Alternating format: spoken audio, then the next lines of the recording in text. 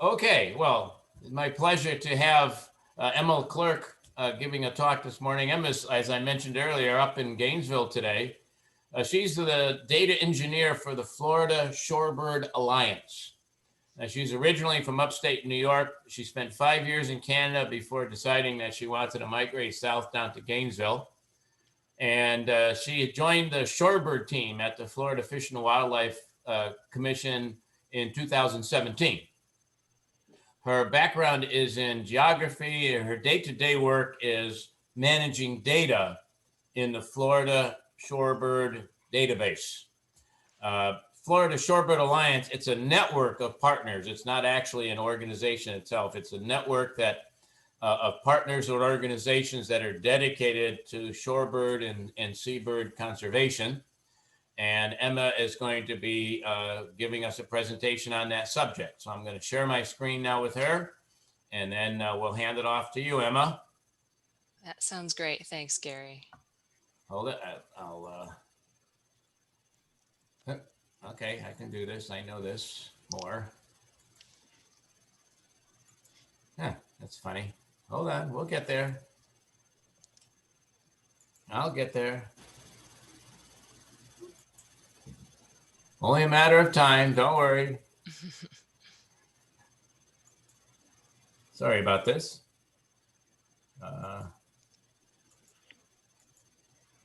This isn't working well at all.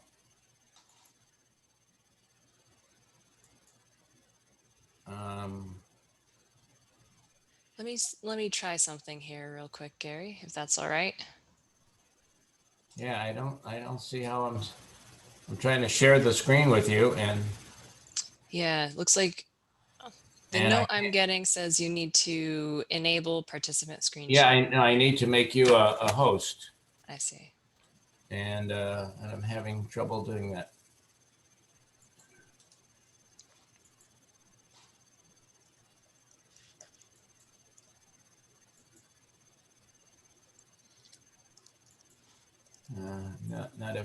Not ever had this happen before.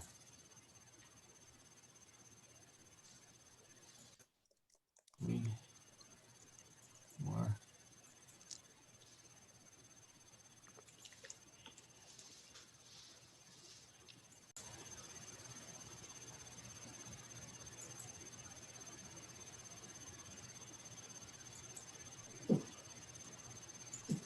Okay, Emma, you should be able to share screen now. Okay, let me try. There we go. Okay, let me just put that into presentation mode. You're good. All right, you can see my slides? Yes. Fantastic. Well, thank you so much, Gary and Alice, for reaching out and inviting me. I'm really excited to be here this morning, joining your birding club. As Gary said, my name is Emma LeClerc. I'm the data engineer for the Shorebird program at the Florida Fish and Wildlife Conservation Commission. I, in particular, work for the Fish and Wildlife Research Institute, and I live and work in Gainesville. So today I'm going to be sharing, let me see if I can just move that. Perfect. Okay. Today I'll be sharing some information with you about some of the birds that you might see at the beach and in other coastal habitats. I do have a few games that we can play, hopefully, on Zoom, and I'm going to share some information about, more generally, shorebird and seabird conservation and how that gets done in Florida. But before I start, I want to do a little show of hands for the birds that I have pictured here on this title slide. Can you, those of you who have your video turned on, can you raise your hand if you've seen the American oyster catcher in Florida? All right, that's a good number of you. Let's see, let me try to show in a grid. Okay, I'm just adjusting my view so I can see more of you. All right, how many people have seen a black skimmer or a flock of black skimmers? Wilson's plover. Oh, wow. That's impressive. Those are pretty cryptic. Snowy plover. All right. And how about the little tiny least tern? That's amazing. All right, so that's great. So you guys are already basically familiar with what I'll be calling the focal species, the species that are either threatened or listed as a species of special concern. So I am going to dive in with some more background information that might be a little bit basic for this particular group, but I want to do this because I want to be clear about what exactly it is that I mean when I'm talking about shorebirds versus seabirds. So shorebirds, they nest alone, they're solitary nesters, they eat worms, insects, crustaceans, mollusks. They are often long distance migrants, and we do have populations that are also year-round residents here in Florida. Now, seabirds tend to nest in colonies. They eat fish, birds, insects, crustaceans, and again, like the shorebirds, we have populations that are long distance migrants, and we have year-round residents. Let's see here. So yeah, one other thing that I wanted to point out about the long distance migrations is that some are coming to Florida and that's their kind of terminus. And then some are actually using Florida as a rest stop before continuing on farther south to places in Central and South America to spend their winters. So that means that Florida has really a lot of important wintering grounds, and as I'm going to spend a lot of time talking about today, many important breeding grounds for a bunch of different species. In fact, it's January, middle of January. So in a few weeks, the statewide winter shorebird survey is coming up. It's, I think, the first week of February. And so if that's something that anyone in this group is interested in, you can be sure to connect with the Florida Shorebird Alliance and subscribe to their newsletter. And I will share information about how to do that at the end of this presentation. All right, so Florida, as we all know, is a really big state, and that means it has lots of potential habitat for shorebirds and seabirds throughout the year. Shorebirds and seabirds both tend to rely on the coast. We have over 1,300 linear miles of coastline, and that number jumps up a lot when you include tidal inlets and other types of habitat like that. So shorebirds and seabirds rely on coastal habitats, and that could be coastal beaches, but it could also be barrier islands or spoil islands, causeways, oyster reefs, shell rakes, even gravel rooftops here in Florida. So there's a lot of potential habitat, but as we all know, Florida is also a really popular place for humans, and there are lots of different interests that often tend to compete for the same pieces of coast. So we're going to talk a little bit more in depth about some of these competing interests and how that affects management and conservation in Florida.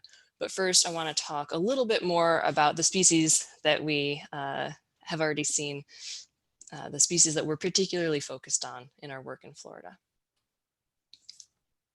So in Florida, we actually do have two federally endangered shorebird species that spend their winters here, the red knot and the piping plover. So another quick show of hands, does anybody here typically spend, I know that 2020 was an unusual year, but does anyone here typically spend their summers in Michigan or the Dakotas or maybe New Jersey? Okay, I'm not seeing everybody, but so that's where the piping plover spends lots of time. Piping plover breeds up north and it comes down here during the winter months. Red knots, they're a bigger shorebird. They breed even further north in the high Arctic. During their migrations, red knots can fly over 8,000 kilometers at a time. That's over 5,000 miles. So when migrating shorebirds do reach their winter grounds, it's their time to rest and to refuel. So during this time in a bird's life, it's really crucial that food is readily available and that they don't face too many pressures like disturbance or predation. The more time that they spend flying away from things, the less time they get to spend foraging and then gaining the weight that they need to return to their breeding grounds and to lay eggs. So when populations face limited food and lots of disturbance, it can really devastate their numbers. And in Florida, we have 4 species that are state listed and 1 species that we suspect is undergoing rapid population declines. Has anyone been to Cedar Key this time of year? Yeah. So those of you who have been to Cedar Key, you may have seen large flocks of American oyster catchers. This is our largest listed shorebird. If you've spent any time in the Panhandle, you may have seen snowy plovers. They also are down in Southwest Florida. Wilson's plovers, as I mentioned earlier, are a bit more cryptic and they are harder to spot. Wilson's plovers tend to like to hang out in more vegetated areas. And this is actually one of the reasons that it isn't listed yet. We're still doing research to figure out, okay, exactly how many of these guys do we have? What's going on with their population? It's difficult to do with a cryptic species like that. So on the seabird side of things, we do have 2 listed species of seabirds. That's the black skimmer and the least tern. And I do want to point out that there are actually lots of other species of shorebirds and seabirds that breed in Florida, but these are what we consider our focal species because they have declining populations. All of these focal species are management dependent species. They depend on management, human intervention for survival. So that means that if we stop protecting their breeding areas and their foraging habitats, they would quickly disappear from Florida altogether. But in Florida, we are really lucky because we have a network of people that are dedicated to monitoring and protecting shorebirds and seabirds statewide, in particular, those 5 focal species. So the Florida Shorebird Alliance is, as Gary mentioned at the beginning of the presentation, it's a statewide network of government and non-governmental organizations and concerned citizens. And everybody's working together on shorebird and seabird conservation across the entire state. So even though we've got kind of all types of different partners, everybody is sharing that same overall goal, which is to establish areas where seabird and shorebird populations are viable and they're managed in balance with human activities. The Florida Shorebird Alliance, because the state is so large, is actually divided into 12 partnerships. And that means that each partnership achieves a local focus, and that allows us to identify important needs that are more site specific. So this can be education, monitoring, public policy needs, or site specific management issues like posting nesting sites or stewarding to educate the public. Now, officially, the Florida Shorebird Alliance launched in 2009. Prior to that, we did have multiple entities that had spent decades implementing many different efforts to conserve shorebirds and seabirds, but they were often working in isolation and they tended to be quite underfunded. So now with 12 partnerships and a full-time Florida Shorebird Alliance coordinator, the Florida Shorebird Alliance is the sole organizing body that coordinates shorebird conservation in the state of Florida. So essentially what this means is that if there's work that's being done on the coast and that work is geared towards shorebird conservation, it's being done through that Florida Shorebird Alliance network. So I do want to take a few minutes to talk, this is a birding group, so I want to talk about each of the species, each of these 5 focal species, some of the challenges that they face, and then segue into the work that the Florida Shorebird Alliance does to address those challenges.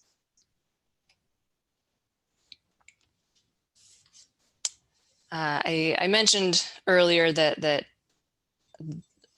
I'm going to be spending a lot of time focusing on nesting information and breeding shorebirds and seabirds. And so just keep that in mind. That's going to kind of determine the information that I'm sharing about each of these species. So black skimmers are, as we mentioned, listed as threatened in Florida. And we recently calculated that there are about 3,006 pairs of black skimmers that nest in Florida. They nest in colonies. Black skimmers, like many of these species, have really strong site fidelity. That means that they come back to breed in the same place year after year. The mechanisms are difficult to understand, and that site fidelity, it is a kind of a double-edged sword when it comes to management and conservation. They nest on sandy beaches, dredge islands, and sometimes, occasionally, even on gravel rooftops. We estimate that there are about 3% of the breeding pairs in Florida are actually nesting on gravel rooftops. So some advantages of nesting in colonies is basically safety in numbers. As a group, colonial species can detect and defend themselves against predators. Predators include coyotes, great horned owls, raccoons. Staying in a group also means that they tend to be more successful when they're foraging for food. Individuals can actually follow the successful hunters to the food sources. Black skimmers tend to be crepuscular feeders. So you're going to be seeing them skimming the water at dawn and at dusk. And when they're skimming, they'll actually snap that big lower mandible shut to catch the fish. As I mentioned, black skimmers mostly nest on the beach, and of all of the black skimmers in Florida, most of them are nesting in Southwest Florida. When black skimmers nest on the beach, our Florida Shorebird Alliance partners often post the colonies with signs and sometimes even with temporary fencing. So this essentially helps the public know to keep out of this area because harassing or causing harm to any of these protected species is against the law. The birds are also easily disturbed. So if they flush frequently from their nests, the eggs could become addled from exposure to the heat, and their eggs or chicks could be left more vulnerable to predation. So if you see a posted area, we do recommend staying at least 300 feet away from the posted area, and in general, not staying too long. But the good news, and I'm sure this isn't news to any of you, the good news is that with binoculars and spotting scopes, you can still usually get a really good look at the birds without disturbing them at all while they're nesting. Seabird chicks are considered semi-precocial. That means they can move around a bit, but they are still dependent on their parents for food until they can fly.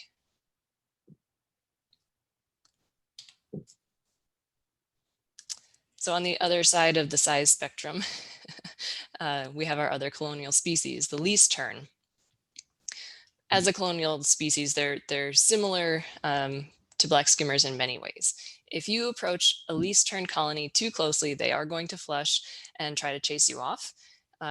Least terns are feisty. They are likely to dive bomb you, and they might even poop on you. Our regional biologist in the Northeast, Alex Kropp, he actually had the unfortunate experience of having his ear pooped into by a least tern. It was just one of those flukes where he looked up and just enough sideways, and that least tern knew what it was doing. So beware if you get too close to a least tern colony, in addition to all of the kind of risks to survival and to the species, they could retaliate and poop on you. So that's their way of saying that they see you as a threat. You're too close, get out of here. Least terns are listed in Florida, and we estimate that there are about 7,206 pairs. They are the smallest tern, and they nest on beaches, sand and shell rakes, spoil islands, and in particular, gravel rooftops in Florida. They can be, as you might infer from the fact that they nest on rooftops, they can be opportunistic nesters. In places that have more limited beach habitat, they might seek out recently cleared construction sites and gravel rooftops. In fact, we estimate that 55% of the least tern population is nesting on gravel rooftops in Florida, 55%. So if you take a look at that map, you can really see how important these rooftop sites are for least terns across the state. Rooftop nesting, it poses different risks than ground colonies. I don't want to say fewer risks, the risks are just different. The advantage is that they have a decreased risk in general of disturbance by humans, dogs, and vehicles compared to if they're nesting on the beach. But on a rooftop, they may face increased risk of avian predation. And then you have the added and novel risk of chicks falling off of rooftops. Yeah. So the Florida Shorebird Alliance partners and FWC, the Florida Fish and Wildlife Conservation Commission, work with property owners, to the ones that survive the fall, to return those chicks to the rooftop. In addition, they work with these building owners and managers to, whenever possible, add fencing and drain covers to reduce the problem of chicks falling off the roof in the first place. So the goal ultimately is to help the chicks survive into adulthood so that they can join the breeding population for this listed species. So the Florida Shorebird Alliance partners monitored last year in 2020, 123 rooftops with active nesting. You're going to notice throughout this talk that habitat availability is a recurring theme for many of the state listed species, and that's true of gravel rooftops actually as well. So we know that we do have some new gravel rooftops, and some roofs are having gravel added to become a thicker layer essentially. But between 2000 and 2010, there was an overall decline of 30% of the available rooftops in Florida. And this usually happens when buildings are re-roofed or demolished.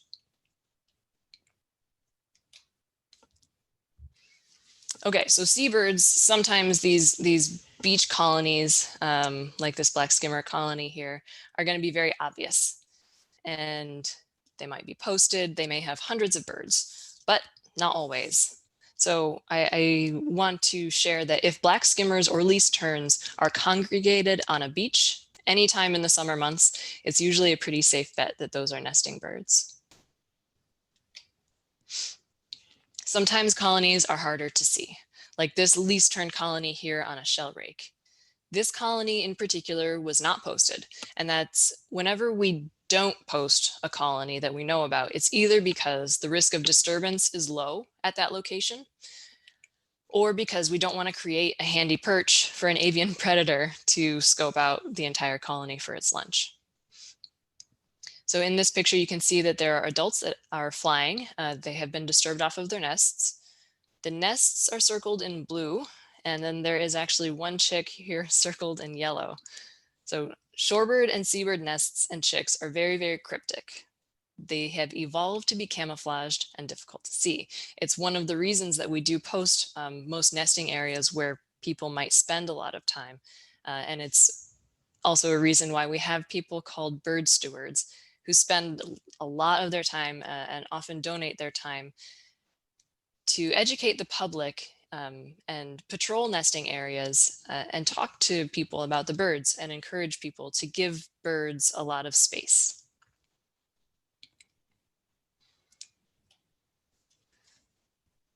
So here we've got a picture. It's a close-up taken by one of our research biologists. All of the black circles are nests, and you can see the ones in the foreground a little bit better, but you can see how they disappear into the shells towards the back of this image. In Florida, we do not enter colonies to monitor birds or count nests. Our partners stand outside the colony or outside the posted area and count from that safe vantage point. This is for a couple of reasons. We want to lead by example, of course, for the public. And the other is just the kind of simple fact that it's really difficult, even for professional biologists, to see nests and chicks. And that means that it's very dangerous to be walking around in a nesting area.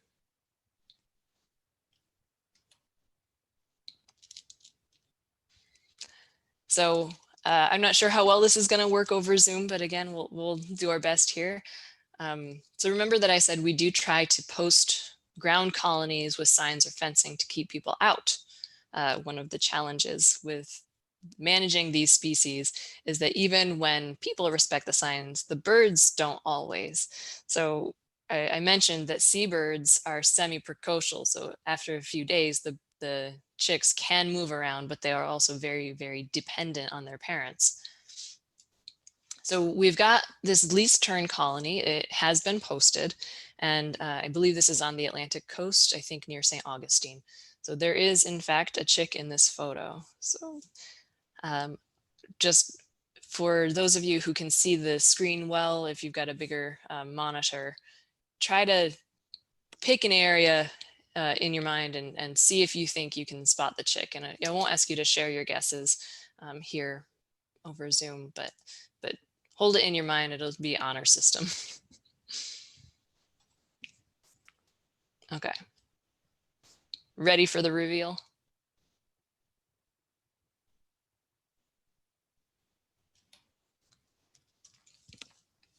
It's right there in the middle. So did anybody have the right area? Me either. I have looked at this picture. I can't even tell you how many times, and even with this slide with the answer, I put it down, pick it up a month later, just the picture, I can't find the chick. So seabird chicks are semi-precocial. They can move around before they can fly, but at this stage in life, their survival strategy is primarily camouflage, and also staying still when they feel threatened. So you can see in the close-up picture how this little chick has pancaked itself right down into the sand. So it's trying to keep still and it's trying to blend in to avoid being eaten for the most part. But that leaves it vulnerable to other threats. And normally I have people shout out what other threats would be, but I guess in this case, feel free to type them in the chat. I'll see if I can't seem to see the chat right now, but we can talk about that at the end. But so if you guessed it leaves them vulnerable to being stepped on, you would be right. If you guessed it leaves them vulnerable, let's see, here we go. Overheating, yes. ATVs and other vehicles, absolutely. How big are the eggs for least terns? Least tern eggs are not very big. They're just a few centimeters long. I finally was able to open the chat, you guys. So Alice, you asked about the nesting months for the focal species. It depends on the species, but I have included it in the slides, and I can share a PDF of this presentation with the group after. So yes, being trampled, being squished by vehicles, overheating, being found by a dog, that's a fairly devastating but common one. All of those are risks for this strategy of blending in and staying still. Let's see here. Now, okay, for our shorebird species, snowy plovers, let's start with the snowy plovers. They nest in solitary pairs like all shorebirds rather than in big groups. So they're very territorial, and some advantage, I suppose, of nesting by itself is camouflage and a better ability to evade predators. Obviously, it depends on what predators and where they are. But snowy plovers in Florida tend to nest from February to August. Their breeding season is a little bit different, depending on if you're looking at the panhandle population or the population in Southwest Florida. The panhandle snowy plovers get a pretty early start and begin nesting in February, and they are, I think, about a month delayed for the beginning of nesting in Southwest Florida. Snowy plovers tend to nest on beaches that have very little vegetation, and snowy plovers in Florida are only found nesting on the Gulf Coast. Most of the population is in the panhandle, but there are some in Southwest Florida. I think overall Florida is home to the entire Florida population makes up about 95% of the eastern population of snowy plovers. So we've got a sizable piece of the population, and the species is listed as threatened. Snowy plover nests are vulnerable to predation, of course. In the panhandle, the primary predators, or very common predators, I should say, are ghost crabs and coyotes. And when snowy plovers are disturbed off of their nests or disturbed away from the chicks, that of course leaves the eggs and chicks more vulnerable to predation. So Florida Shorebird Alliance partners, they often post snowy plover nests to reduce disturbance, to reduce the chance that these birds are going to be disturbed away from their nest and then exposed to the possibility of predation. Now, one really interesting thing about snowy plovers is that many of the snowy plovers in the panhandle are banded. That means that they can be identified right down to the individual. We track these individuals and their chicks. That gives us information about movement, about foraging patterns, how long they live, where they breed, who their breeding partner is, and how many chicks they produce. So and all of the banding is of course done under a permit. So it's not just anybody going out grabbing birds and putting a band on it. It's only those who are permitted to handle the birds and to band them. So from banded birds, we can get information like productivity. That's how many chicks survive to fledging for each pair of adults. Over 50% of snowy plover fledglings that were produced in Florida in the last 5 years came from only 7 locations. And most of those locations were in the Panhandle. Now we know that in general, quality of habitat is declining and that productivity is highly variable, often below the rate that would be needed to sustain the population. So this is why the species is listed. Snowy plovers incubate their eggs for about 30 days, and then it takes between 24 and 42 days for the chicks to become capable of flight. And while they are flightless, these shorebird chicks, unlike seabirds, are precocial. That means that they're up and out of the nest typically on the same day that they hatch. And these precocial chicks can actually go really long distances in search of food. And we have a researcher that we work with in the Panhandle that has seen chicks go over 9 miles when they were only days old. And they were able to know that distance because the adults that were tending to the chicks were banded.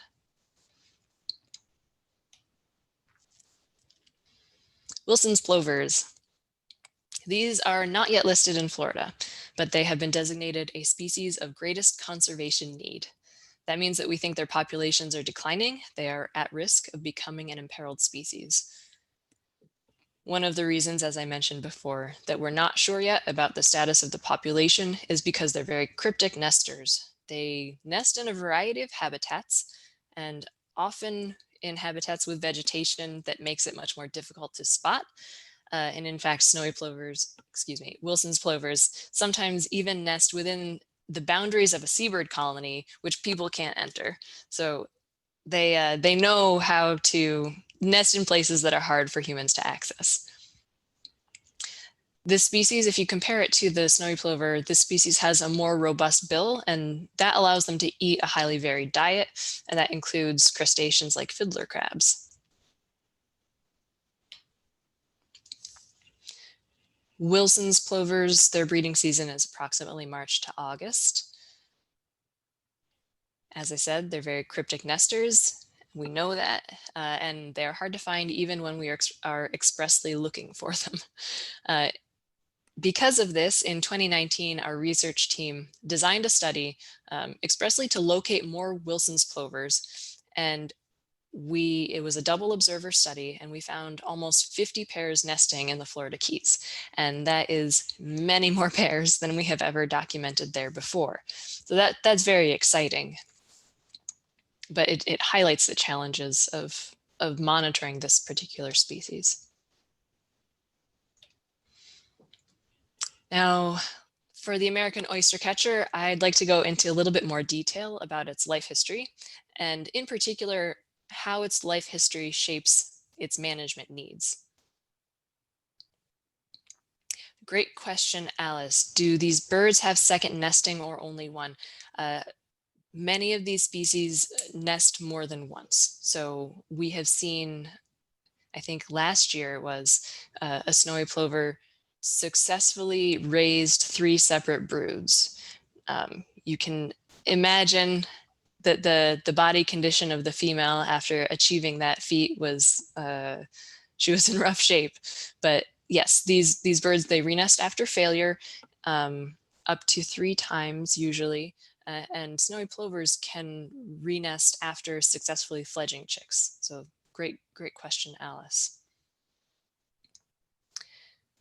So the American oystercatcher is listed in Florida. Like many of our species, it does have a really strong nest site fidelity. In fact, probably stronger than most of the other species that we've talked about today.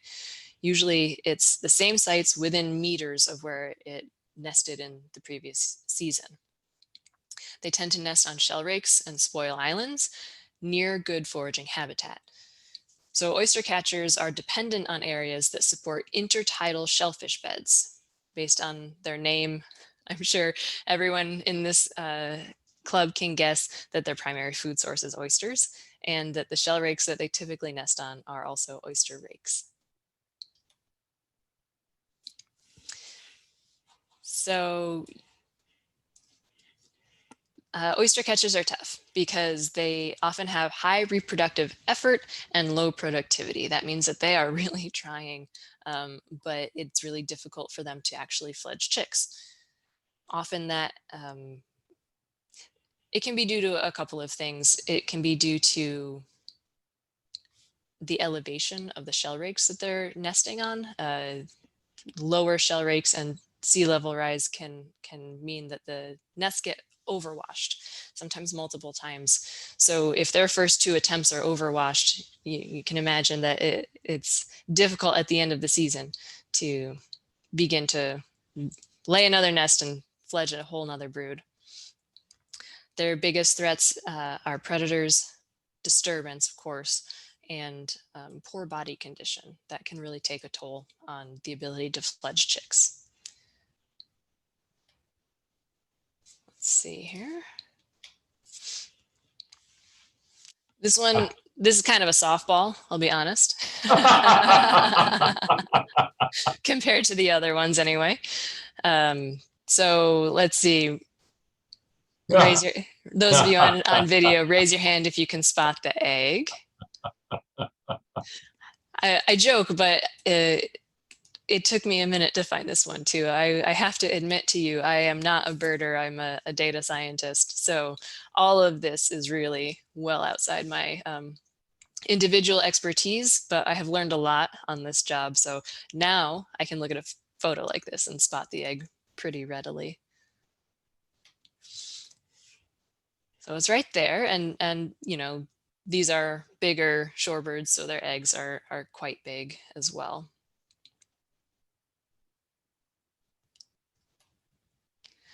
Okay, here's another one. This is the chicks. Chicks, again, are small, cryptic, and camouflaged. Can anyone spot the chicks in this photograph?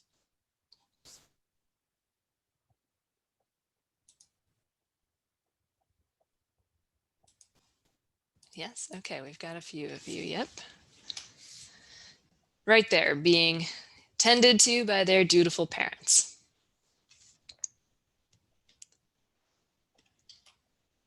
All right, I think this is the last example. This one is tough. This one is tough even if you have the photograph in your hand.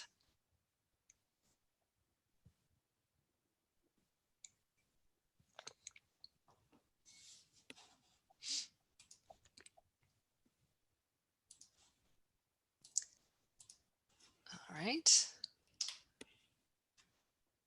Did anybody have it? Yes, okay. Got a couple of pro birders here. I didn't get this one.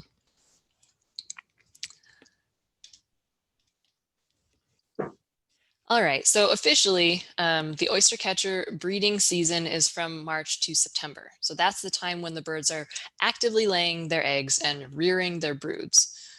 But I mentioned they have really strong site fidelity. They come back to the same place year after year. And so we have a banding program for oyster catchers as well. And we do see these individuals show up and start defending their nesting territory about 60 days before laying any eggs. So that's January, February. Some of them are just beginning to return to their nesting territories already. From March to about May, they are nesting, laying and incubating their eggs. As I mentioned, if a nest fails, gets overwashed by a high tide, gets predated, they'll wait a few days. I think it's usually about a week to 10 days before trying again. And then oyster catchers can try up to 3 times usually in a season. Now in June and July, the oyster catchers that did hatch chicks, they're rearing and feeding their broods. So after the chicks can fly, this is one of the more interesting things about oyster catchers. Adult oyster catchers continue to stay with and care for those flight capable fledged chicks for about another 25 days. So that means that in total, American oyster catchers spend about 150 days a year at their nest sites and with their chicks. So you can imagine that protecting these important nesting areas for that amount of time can be really challenging.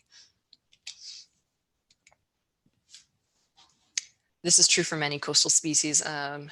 We're using the oyster catcher just to illustrate the point. So managing all of our shorebird, imperiled shorebird and seabirds, it means taking on a variety of challenges. So the coast is changing. That's a natural process, and it's also an anthropogenic process. We have storm systems, of course, that change the physical coastline.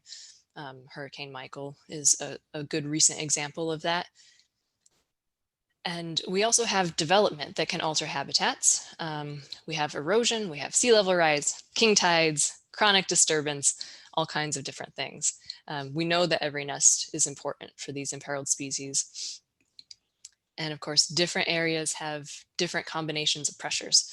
So we use what's called an adaptive management approach. And that means that we are tailor fitting our management strategy to each area and each species.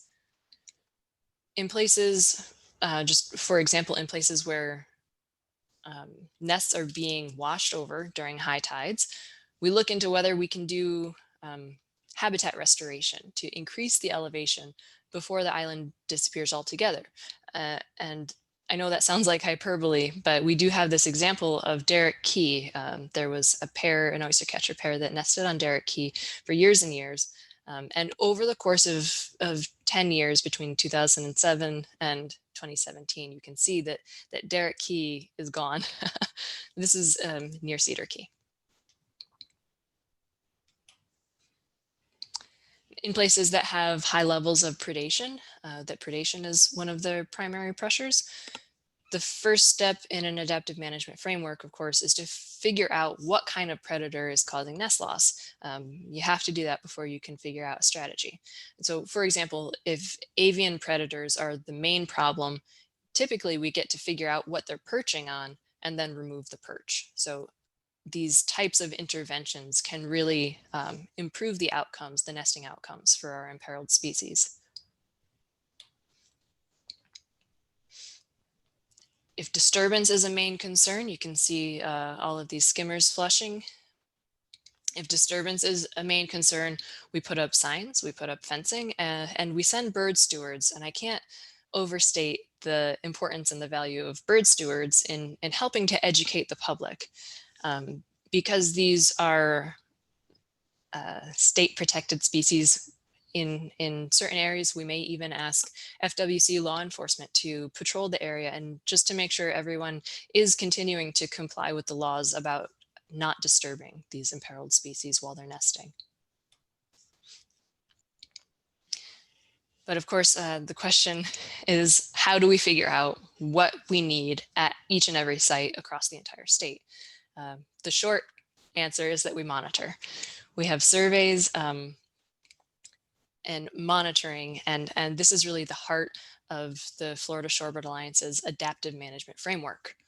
Monitoring is conducted by biologists, it's conducted by citizen scientists, and it's conducted by land managers across the state.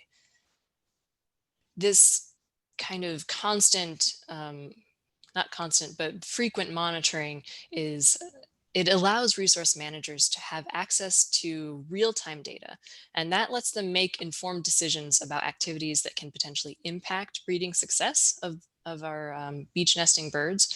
And it also informs beach policies and regulations.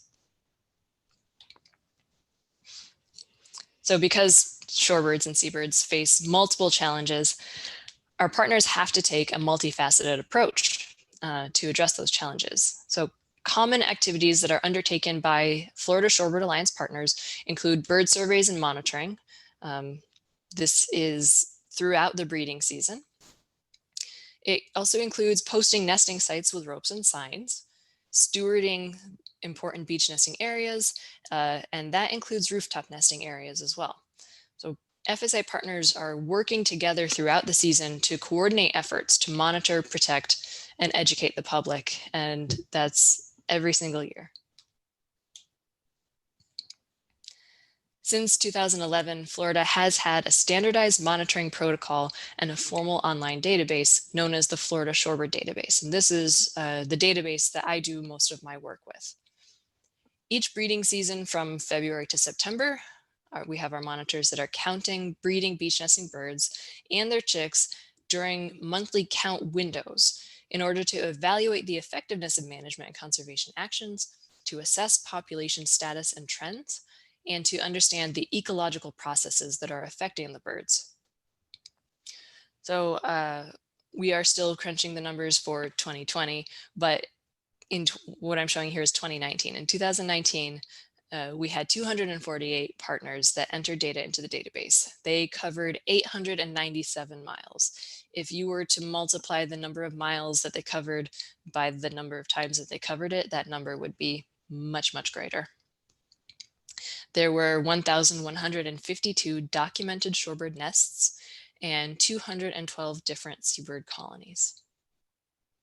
It's a lot. It's a fairly staggering effort, and I think we get over 14,000 records that come into the database every year. So it's a lot to manage, and we really appreciate the Florida Shorebird Alliance partners for the dedication in contributing that volume of data.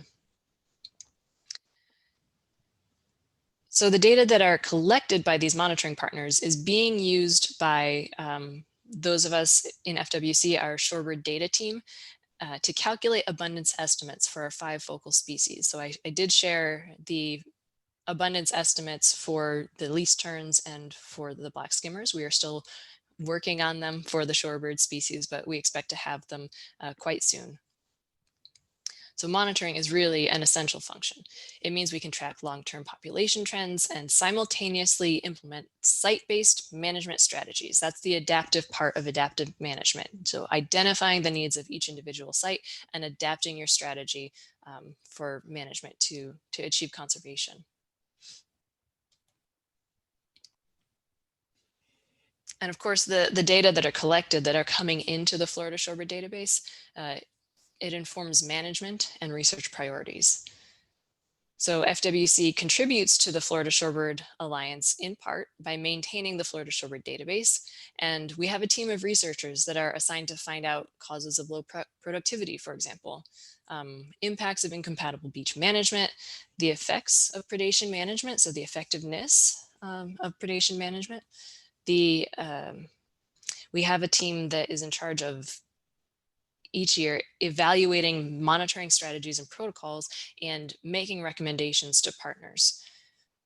We can look at shifts in nesting distribution over time and identify the site-specific threats, identify habitat restoration needs, and look closely at survival rates in different areas.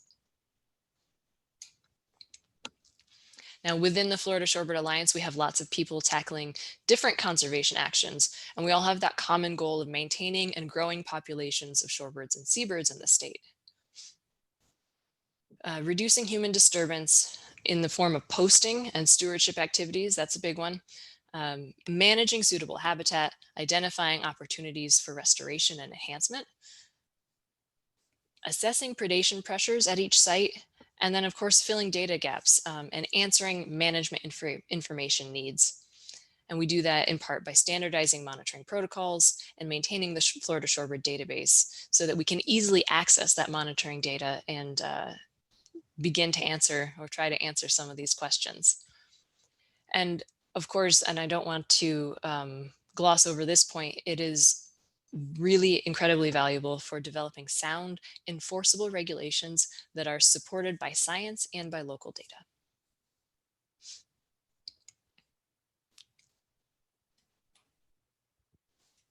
Now, for most beaches in Florida, posting is really critical to the success of nesting for our shorebirds and seabirds. We already talked kind of at length about how nests, eggs, and young chicks are well camouflaged and can easily be trampled whenever pedestrian or vehicle traffic is present. And of course, they're very sensitive to disturbance as well. So people, pets, vehicles, when any of these things approach them too closely, and that's too close to a nest, brood, colony, The adults are going to take off and leave the eggs and chicks temporarily exposed to the elements and nearby predators. So if we're looking at a popular beach, this can happen repeatedly, and that places both eggs and young in grave danger. So to combat this and to reduce the effects of disturbance and to improve nesting outcomes, Florida Shorebird Alliance partners post the majority of nests and colonies on Florida's beaches. This is kind of a dual purpose. It identifies the area, so it helps people stay out, and it also includes information to educate the public, and it has the added benefit of helping law enforcement determine instances where bird-related violations may have occurred. So in every single instance of posting, I want to point out that this posting is put up while making sure that leaving beach access to the public is a priority. So the goal is always to manage the birds in conjunction with balancing human needs. So obviously posting isn't going to keep everyone or everything out of nesting areas.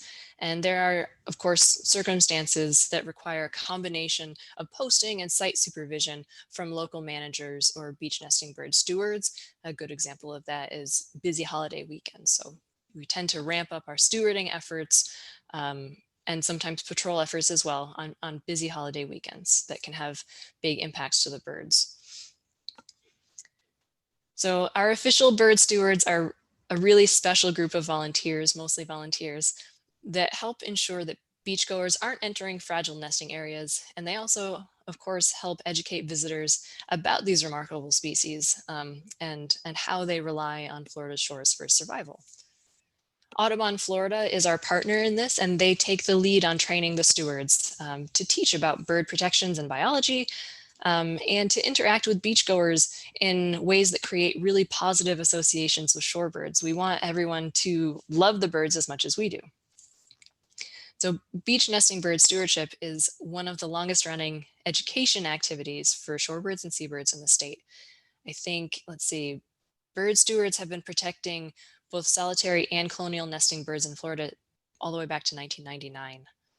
So back then, there were less than a handful of stewards that routinely volunteered their time for the birds. But in recent years, that has really exploded. We have about 1,000 individual volunteers that spend almost 10,000 hours protecting beach nesting bird sites across the state. Beach nesting bird stewards spend their time, they spend their weekends, they spend their holidays dedicated to protecting our charismatic coastal birds. And on these high traffic beaches, bird stewards are really, the front lines, they're very crucial to the success of breeding that next generation of shorebirds and seabirds that enter the breeding population. And beach stewardship, bird stewardship rather, does not end on beaches. We have a team of bird stewards who specifically focus on rooftop nesting in Florida. So even though rooftops are really important for birds like the least tern, as I said, 55% of their population are nesting on rooftops. Naturally, building and business owners are not always pleased because these birds are very messy, and the fact that you have an imperiled species nesting on your rooftop may delay important things like rooftop repairs or air conditioning repairs. So that is, it kind of illustrates that complication. Shorebirds and seabirds are protected by law even when they're on private property. So what this means is it creates a unique situation, and that requires a more flexible and dynamic approach to conserving these rooftop nesting birds. So the approach that the Florida Shorebird Alliance partners has taken is to facilitate rooftop stewardship programs around the state. And these programs include outreach to building and business owners, and that helps educate them about the biology, the nesting timelines, and the applicable laws. Nesting timelines are really important because they can do their rooftop repairs if they know when the birds are nesting. They can organize their repairs around that. So do it in the off season when there are no birds on the roof. We also have a network of rooftop monitors, and that's staff and volunteers who are routinely counting the breeding birds and nests and chicks when possible. And these counts are typically done as flush counts from the ground. We don't recommend that our partners ask for access to rooftops. That's it's not safe. So only FWC employees are allowed to monitor from the rooftop, and that's just in certain situations. Most people are counting flush counts from the ground. We do also have a network of staff and volunteers who install chick fencing around the perimeter of roofs. And these are roofs that don't have an edge barrier or a parapet. And at these rooftops, chicks are more susceptible to falling off. Related to that, we have staff and volunteers who are designated as chick checkers.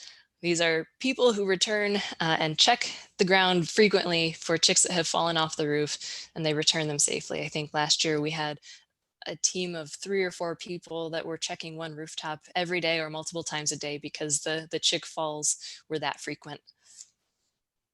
So that's a great question. Are drones used for rooftop counts? Drones are not used for rooftop counts, and there are probably FAA reasons for that as well, but the kind of biological reason is that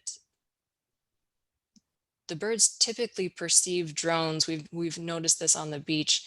They typically perceive drones the same way that they would perceive an aerial predator, an avian predator. So they flush up in response to the drone. And so unless you were flying from very, very high or yeah, it would be very difficult to get close enough to achieve an accurate count on the rooftops without introducing major disturbance. That's a really good question. Now, I mentioned before, rooftops, it looks like they are declining. The number of suitable rooftops for nesting, that is, are declining. So the future of rooftop nesting in Florida is pretty uncertain. As buildings age, as storms damage them, many of these roofs are being replaced with new materials instead of gravel. Sometimes this is like a polyurethane membrane. It's all kinds of different things. They're choosing different roofing materials in the face of storms. But in the meantime, while the gravel rooftops exist, and as long as birds are nesting on the rooftops, we will always have Florida Shorebird Alliance partners that are going to be there to monitor and protect them, to check for chicks, all that kind of stuff.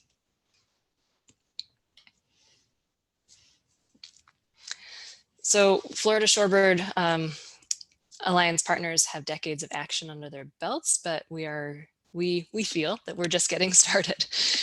We've set an ambitious goal of increasing the focal species populations by 10% over 10 years. And so what that means is that we have imperiled beach nesting bird plans, and that outlines the actions, strategies, and funding mechanisms that we need to be able to accomplish this goal. But I'm sure this group in particular is wondering, what can you do as a citizen?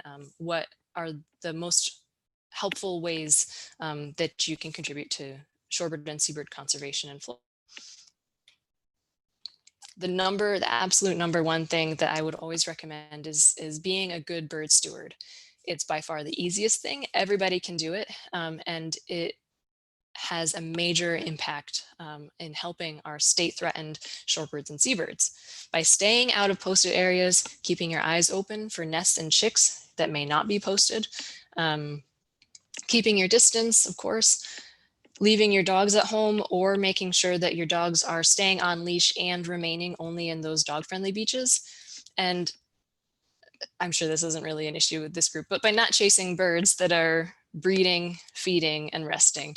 In doing all of these things, you're really setting a wonderful example for other beachgoers, bird watchers, visitors, everything. Of course, you are with this group in particular, you're really welcome to share your knowledge about these species. It's very rare that people are going out and harming birds maliciously. Most of the time, people just don't know exactly how sensitive these species are to disturbance, as not to mention how difficult it is to see their eggs and to see their chicks. So by sharing what you know about that, whenever appropriate, of course, you widen the circle of good bird stewards. So if you want to stay informed about shorebirds and seabirds in Florida, you can subscribe to the Rack Line newsletter, and you can do that by visiting the Florida Shorebird Alliance website. I will give you that in a moment, but it's flshorebirdalliance.org. And if you spend lots of time on the beach, maybe you'd like to join the Florida Shorebird Alliance. We would love to have you.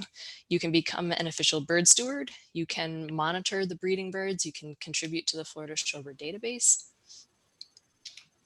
All you got to do is email us, get in touch. So our Florida Shorebird Alliance email address is shorebird@myfwc.com.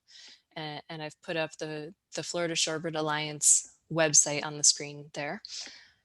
I invite you to contact us and learn more about the different opportunities that might exist to get involved in your local partnership, whichever one that might be for you. I know it's difficult in Central Florida, but maybe you can just pick which part of the coast you'd like to visit frequently.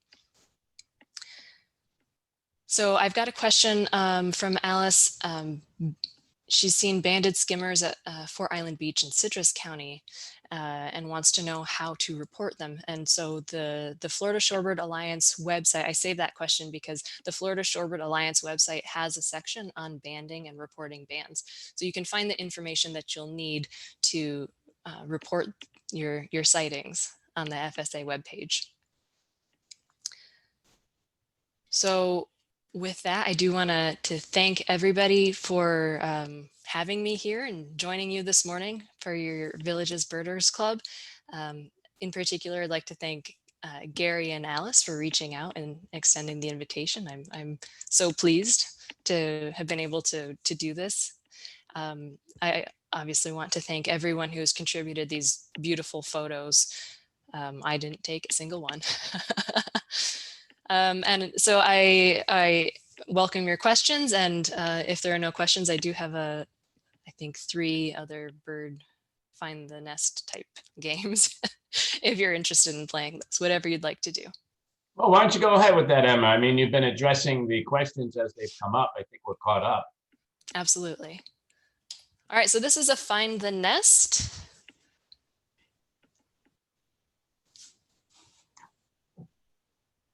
All right, we've got a couple of people that have spotted it.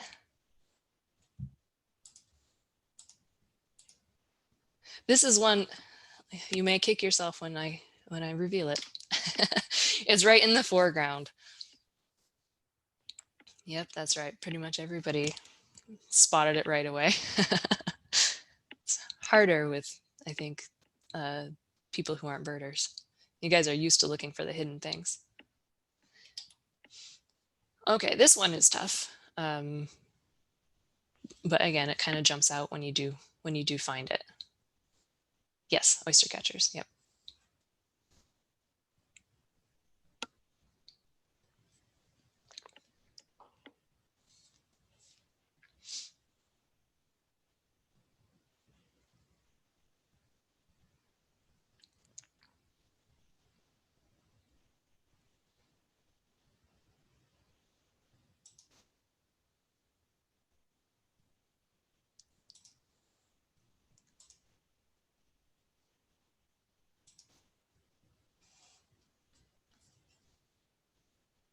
All right, well, there are a few of you who have found it, I think.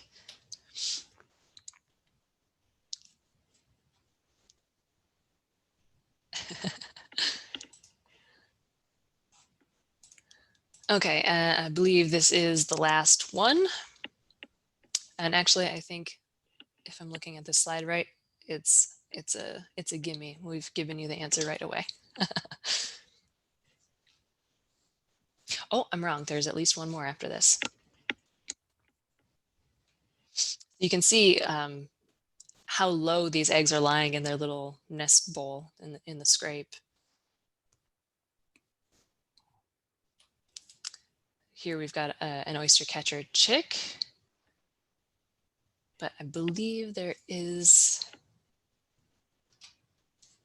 I think we have a second chick right beneath the one that's circled. So it's tough.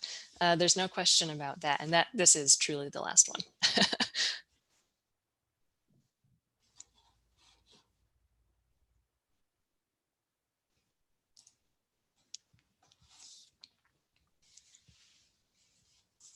I'm happy to take any questions if there's anything that has occurred to anyone.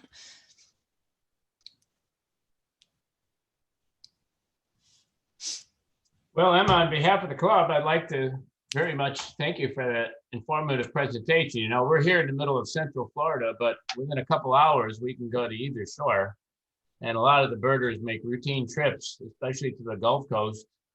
Just check the tide tables and go out there and you can see wonderful birds regardless of the time of day, depending on what the tide is. So we're really lucky here.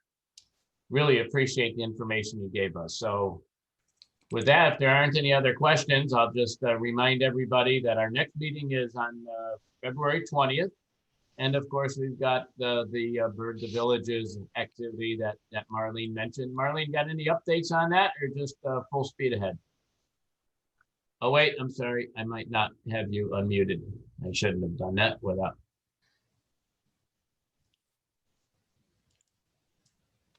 I will send out an email the Saturday before the event. And I'll talk to Bob Martin just to coordinate how we're going to get the birding list to everyone. I'll coordinate some with Alice. I see that a couple of people wanted to know if new people wanted to know if there was any way to